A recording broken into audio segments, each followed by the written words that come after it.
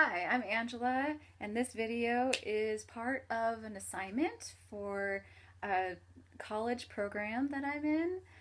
But it's going to be basically a story time overview. So, a library story time model, essentially, of what to expect. If you're a kid, you might find some of the performances kind of fun. If you're a caregiver, you might find this helpful to know what to expect when you go to a library story time. If you're a librarian and doing story times are new for you, this might help you kind of have a structure to attach your programming pieces to. So to start with, though, every story time is sort of similar. The kids have to walk in. And as they're walking in, I have name tags there for them to write their names on. Sometimes the parents like to do that too, and it's all fine with me.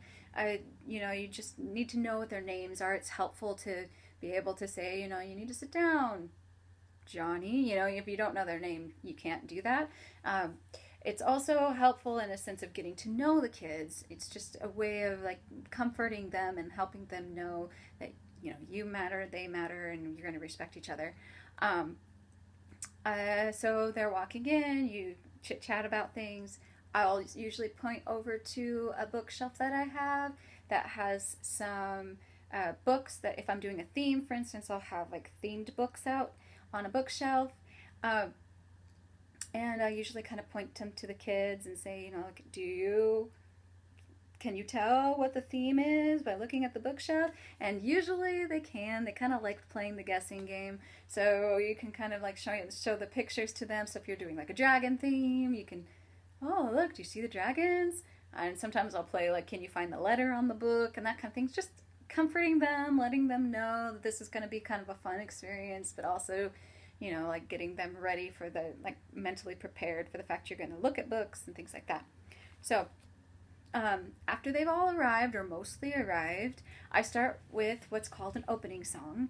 And my opening song is called Reach for the Ceiling. I tried to find it online and wasn't able to. It was something that I learned as a kid, and I just like to do it so much, I'm just going to do it again. So here it is. It's called Reach for the Ceiling. It goes like this. Reach for the ceiling, shrink to your lap, wiggle all the wiggles out, and give a little clap. And I usually do that twice through and remind the kids, if I'm reaching for the ceiling, you're reaching for the ceiling too. If I'm shrinking down, you're shrinking down. If I'm wiggling around, you're wiggling around. Just to get them participating, and so they know that they need to model you for other things if you're doing a finger play, for instance, or a song that requires motions and things like that. Which will happen, hopefully, one of those, because what happens after the opening song is the body, the meat of your story time. And if you're doing a theme, you're going to want to choose songs and books and things on a similar theme. If you're not, then you're going to have something to do with them, activities to do, and they can be a variety of things. You could have songs, you can have finger plays, books, flannel board presentations, even creative movement activities, dancing to music. I mean, there's pretty much no limit in some ways, except for the child's age, developmental level. Like that's going to be a kind of a hindrance to what you can do and can't do. But for the most part, your imagination is the only obstacle you have. So just kind of keep that in mind. To start with, I'm going to demonstrate a finger play, and this is one of the finger plays that's like one of my kids' favorites, and it's called Two Little Blackbirds. So we're going to get our blackbirds out. Everybody get their blackbirds out. Okay, there we go. All right, so we got two little blackbirds. Two little blackbirds sitting on a hill, one named Jack and the other named Jill. Fly away, Jack. Fly away, Jill. Come back, Jack. Come back, Jill. And there's lots of different versions after that. A couple of my favorites are two little blackbirds flying in the sky. One named Low and the other named High. Fly away, Low. Fly away, High. Come back, Low. Come back, High. Oop. Alright, so we got Low and High. Or we can do two little blackbirds sitting on a gate somewhere in the middle here in our imaginary gate. Two little blackbirds sitting on a gate, one named Early and the other named Late. Fly away, Early. Fly away, late. Late. Ah, there he goes. Come back early. Ah! Come back late. Come on. Come on. Come back late. Oh, there he goes. Thought he wasn't hearing me. I was like ending with that one. It's the kids' favorite. They like to make late really, really late. So that's an option, doing a finger play, and there's lots of different versions for that one. There's lots of finger plays out there. Itsy Bitsy Spider, you know, I'm a Little Teapot can even be done into a finger play. But the next one I'm going to talk about is doing a song. And this is an awesome song, and I made a little prop here. Hopefully you can see it okay. I'm having bad glare issues. On the tummies of the frogs, there's numbers. And I found this idea on Pinterest, and I kind of made it myself a little bit, so I don't have like a template or anything for this. But it's essentially just like pictures of frogs and making this out of construction paper, and it's on a paper towel roll. Anyway, just to give you an idea of what you could do at home too, or at the library if you're in a library. Okay, so we're going to start by counting them. So 1, 2, 3, 4, 5. 5 green and speckled frogs sat on a speckled log, eating the most delicious bugs. Yum, yum. 1 jumped into the pool where it was nice and cool. Now there are, how many? Can you see the number there? 4 green speckled frogs. Yeah, and we're going to count them just to make sure. 1, 2, 3, 4. We were right. And then usually I'll have one of the kids volunteer to push him into the pond, make him jump into the pond. And they all want to do that. And then I'll just keep continuing with the next frog, until we have no green speckled frogs. And at that point, sometimes you can't even start over if the kids are really into it and they all want to turn pushing down the frogs. This can be a little bit problematic if everybody wants to turn. So you might need to keep in mind who's gone, like who's had a turn and who hasn't, just to kind of keep the peace. Okay, so there's 5 green speckled frogs. And then another option, which is what most story times are based around, is books. So I'm going to show you 2 different levels of books. This is a book that would be probably good for a baby Lapsit or a toddler program. It's going to be a younger book. And this one could be good for toddlers, but it's actually probably more so for a preschool book because there's a little bit of subtraction in it. But we'll talk about that a little later. Okay, so this one's we're going to start with. It's called 10 Tiny Toes. It's by Caroline Church. Oh, and to start with, too, you could encourage the caregivers to, if it's like a baby program, to touch the babies when you're touching yourself, to interact with them, basically. It's a fun way to do that. Or if they're toddlers, you're going to encourage them to do it independently. Okay, so 10 Tiny Toes. 10 Tiny Toes by Caroline Church. Mouth, ears, eyes, nose. Arms, belly, and legs. And 10 tiny toes. Touch your ears. Make them wiggle. Touch your belly. Laugh and giggle. Hee hee hee hee hee. Touch your mouth. Open wide. Ah. Touch your arms. Wave side to side. Ooh. Mouth, ears, eyes, nose, arms, belly, legs, and 10 tiny toes. Touch your toes. Ooh, bend down low. Touch your legs. Up you go. Ooh, reach really, really, really high. Oh, good job.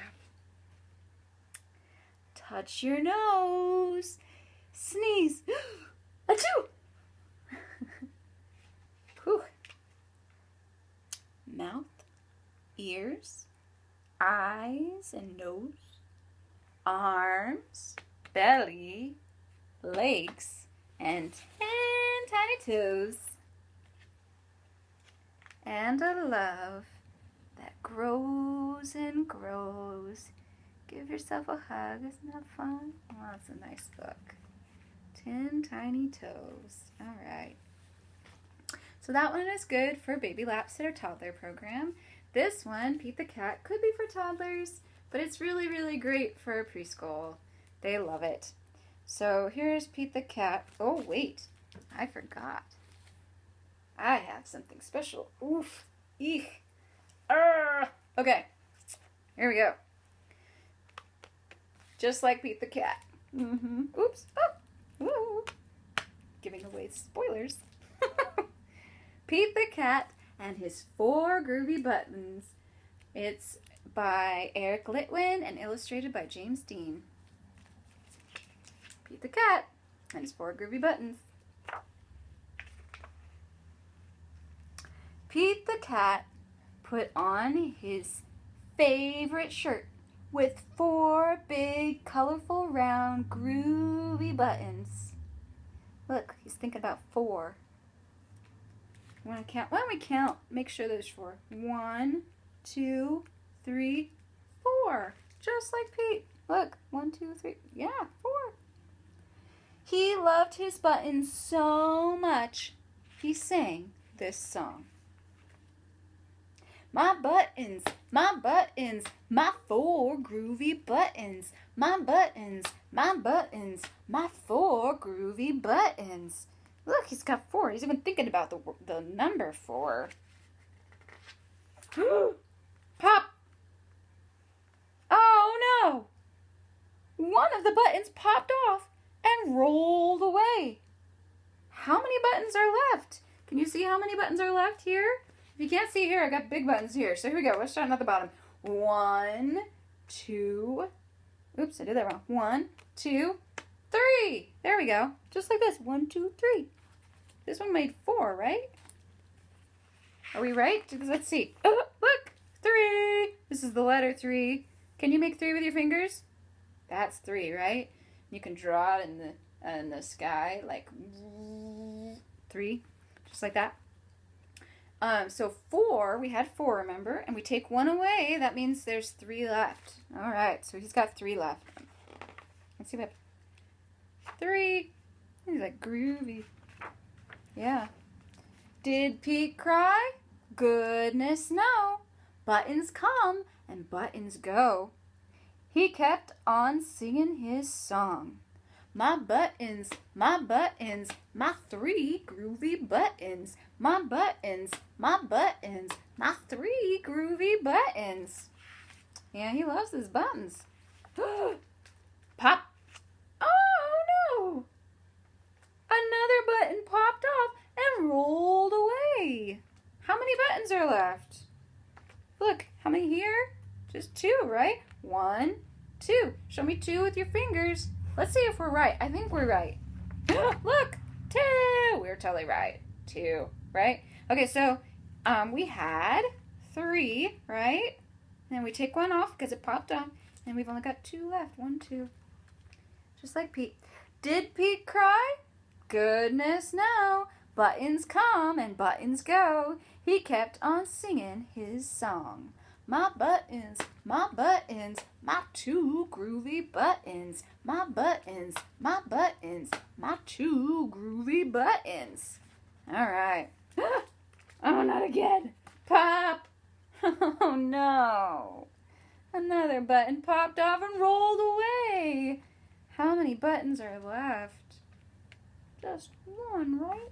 Yeah. Let's see if we're right. I think we're right. Oh, man, there's just 1 left. Because we had 2, right? We had 2. It popped off, and that's only 1 left. Oh, man. Did Pete cry? Goodness, no. So strong. Buttons come and buttons go. He kept on singing his song. My button, my 1 groovy button. My button, my 1 groovy button. Wow. If you had a shirt that only had 1 button, that'd be kind of crazy, right? Oh, maybe a little bit sad, but he's totally okay. Maybe I could be okay. Let's see. Ah! last button popped off and rolled away. How many buttons are left? Aww. I don't have any buttons left. 0. That's what it means when we don't have anything left, right? Because we had like 1 left and then it popped off. That leaves us with 0. 1 minus 1 is 0. Did Pete cry? Goodness, no. Wow, I'm surprised, but he's so strong. Buttons come and buttons go. Pete looked down at his buttonless shirt, and what do you think he saw? What do you think he saw? I don't know. What did he see? Let's find out. I'm going to turn the page.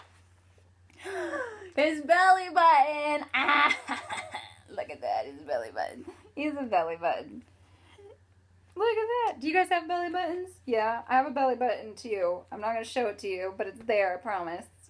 So you guys have belly buttons. Everybody has a belly button. Did you know that? Everybody has a belly button? Some of them are innies and some of them are outies. Yep. Mine's an innie. Well, I'm not going to show it to you. But I think his is an outie because it's kind of like, it looks like a little, yeah. But, okay. Anyways, so he has a belly button. Look. And he's like thinking, it's all good. But he's going to sing his song too. Which his song now is going to be his belly button. My button, still have my belly button. My button, still have my belly button. I guess it simply goes to show that stuff will come and stuff will go. But do we cry? Goodness, no. We keep on singing. Buttons come and buttons go. The end. That's the end. Feed the cat. Good one. This is just fun book. And after, oh, I need to take this off. Boop, boop, boop. After the last book in your program, you're going to probably do a closing song. And I'm going to choose a closing song that I've known since I was a kid. It's called Sayonara, but there's a lot of different ones out there. Just find one that works for you. So this one goes like this. Sayonara, sayonara. Now as our class lesson ends, we say goodbye to our friends. Say goodbye to everybody in the room. All right. Sayonara, sayonara. So sometimes I have them actually like do this and bow, but a lot of times the kids want to hold hands, and I'm fine with that too. It's not as traditional, but it works. And I explain what sayonara means. It's Japanese for goodbye.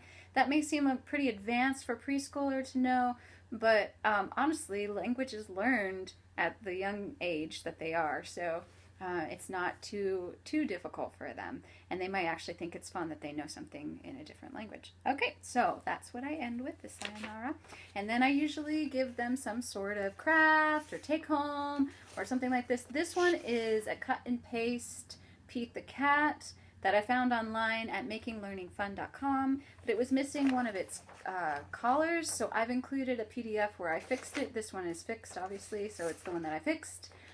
You can find the link to that in the description box.